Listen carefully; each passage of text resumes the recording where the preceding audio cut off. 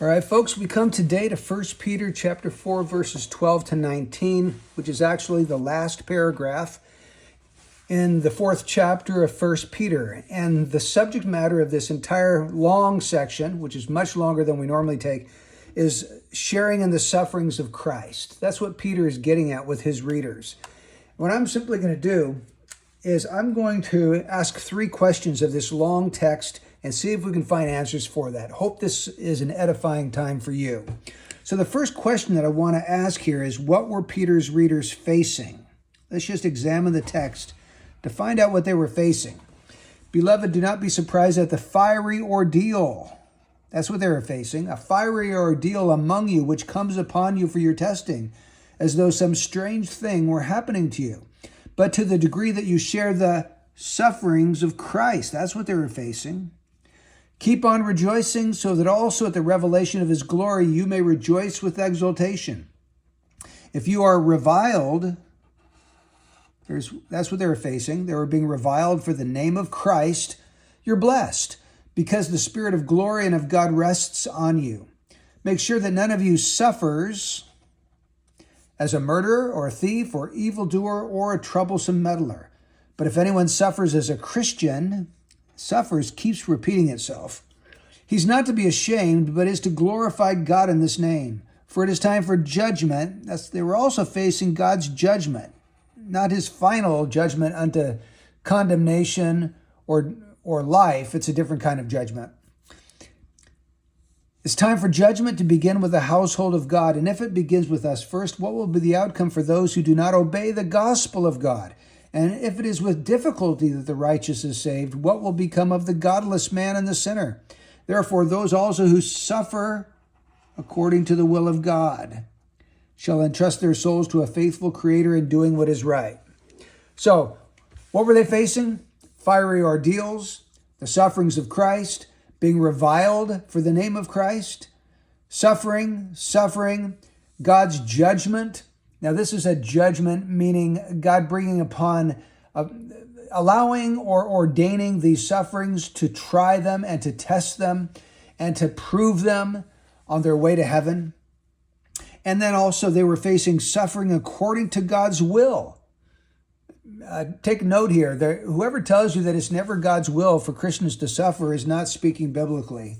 1 Peter 4:19 tells us that there is a suffering according to the will of God. Okay, so that's the first question. Second question is, how should they face their sufferings? What does the Bible say here? First of all, don't be surprised at them. Don't be surprised. We normally would be surprised because we live in America and a little insulated bubble in this time, but most of the Christian population of the world does not live in that little Christian bubble, and so they're not as surprised as we would be. Second thing on how we should face these sufferings is keep on rejoicing. When you're suffering for Christ, just keep on rejoicing. Again, he says down here, do not be ashamed in your sufferings. Do not be ashamed. Instead, glorify God in this name. So glorify God in your sufferings. That's how you face them. And then finally, as you're suffering, entrust your soul to a faithful Creator. Entrust your soul to God when you face this suffering. He will direct your paths. He will anoint you and he will strengthen you for what you are called to face. Well, the final question is, where are they going to get the strength to suffer in this way?